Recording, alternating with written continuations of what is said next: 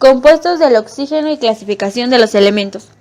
Los elementos se encuentran dispersos en la naturaleza, algunos de forma estable, otra inestable, y debe existir una ley natural que tendiese a agrupar y relacionar con lógica a los elementos.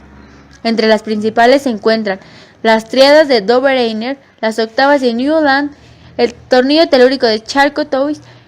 Un ejemplo explicado es tríadas de Dobereiner. Es la agrupación de los elementos en grupos de 3 por número creciente de masa. En la clasificación de las tríadas, el químico alemán intentó explicar que la masa atómica media de los elementos que se encuentran en los extremos de las tríadas es similar a la masa atómica de los elementos que se encuentran en la mitad de la tríada. Tabla periódica de Mendeleev. Él y Meyer, cada uno por separado, propusieron las tablas que hoy son las precursoras de la tabla periódica moderna. Mendeleev insistió en colocar los elementos con características similares y dejó espacios vacíos en su tabla. Predijo la existencia del galio, Ga, y del germanio, Ge, y se refirió a ellos como eca-aluminio y eca-silicio. Clasificó a los elementos de izquierda a derecha, formando líneas horizontales en orden creciente de la masa atómica, y los de propiedades similares de la misma familia se disponían en columnas en vertical, formando grupos. Se encontraba compuesta por 8 columnas divididas en 2 grupos. Añadió las fórmulas químicas que se formaban al reaccionar cada grupo con hidrógeno, formando hidruros, y oxígeno, formando óxidos, y el valor de las valencias de cada elemento. Moseley, en un experimento con rayos X que realizó en el año 1913, observó que cada elemento produce rayos X con una frecuencia característica y que la frecuencia generalmente crecía al aumentar la masa atómica. Moseley ordenó las frecuencias de rayos X asignándoles un número entero único, llamado número atómico, a cada elemento y lo identificó como el número de protones que hay en el núcleo del átomo. Los estudios de Moseley también permitieron identificar huecos en la tabla, que dieron pie al descubrimiento de nuevos elementos. Propiedades periódicas. Existen 4. Electronegatividad. Es la medida relativa del poder de atracción de los electrones que tiene un átomo cuando forman parte de un enlace químico. Energía de ionización. Es la energía necesaria que hay que suministrarle a un átomo neutro en estado gaseoso para arrancar un electrón periférico o de valencia. Ambas aumentan en la tabla periódica de izquierda a derecha y de abajo a arriba. Radio atómico. Es la mitad de la distancia entre los núcleos de los átomos en una molécula diatómica. Carácter metálico. El carácter metálico de los elementos en la tabla periódica. Estas dos aumentan de arriba hacia abajo en un grupo y de derecha a izquierda en un periodo. La reactividad o actividad química es la capacidad de un elemento para combinarse químicamente con otros. La reactividad es distinta en los diversos elementos.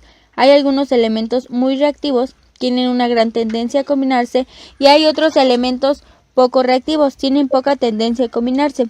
La reactividad de los elementos se puede comparar usando la tabla periódica. En los metales la reactividad aumenta hacia arriba y hacia la derecha en la tabla periódica. Óxidos metálicos. Por lo general, los óxidos metálicos son sólidos, algunos son de color blanco como el óxido de sodio, óxido de magnesio, óxido de calcio y óxido de aluminio, y otros son de color como el óxido de hierro. El oxígeno reacciona con la mayor parte de los metales formando óxidos, pero no todos reaccionan igual. Metales como el oro, la plata o el platino, llamados metales nobles, no se oxidan al aire libre. Las reacciones del óxido de metales empiezan lentamente e incluso puede ser necesario aplicar un calentamiento inicial. Pero una vez iniciada la reacción, hay energía de liberación o hasta incandescencia. Óxidos no metálicos. Por otro lado, los no metales también tienen la propiedad de combinarse químicamente con el oxígeno por medio de una reacción de síntesis. Por lo general, los óxidos no metálicos son gaseosos, excepto en el caso de la reacción entre el hidrógeno y el oxígeno para formar agua, H2O, que es un líquido a condiciones de presión y temperatura ambiente. Óxidos metálicos y no metálicos y su reacción con agua. Cuando un óxido metálico se combina con agua y se le agregan unas gotas de indicador universal, adquiere una coloración entre verde y azul. Esta propiedad indica que el producto obtenido tiene un carácter básico y se dice que es una base o hidróxido. Debido a este comportamiento, a los óxidos metálicos también se les conoce como óxidos básicos. Por otro lado, cuando un óxido no metálico se combina con agua y se le agregan unas gotas de indicador universal, adquiere una coloración entre naranja o rosa. Entonces se dice que el producto es un ácido y debido a este comportamiento, a los óxidos no metálicos se les conoce como óxidos ácidos. Color de los indicadores. El indicador universal es una mezcla de colorantes que, al estar en contacto con disoluciones acuosas, básicas o neutras, cambia de color de acuerdo con la escala pH, en la que los ácidos se encuentran en la izquierda, coloración rojiza, anaranjada o amarillenta, pH menor a 7, y en medio las sustancias neutras, coloración verduzca, pH 7, y en la derecha las bases, coloración púrpura o azulada, pH mayor a 7. Al combinar un óxido metálico con agua produce bases o hidróxidos. A estos óxidos se les conoce también con el nombre de óxidos básicos.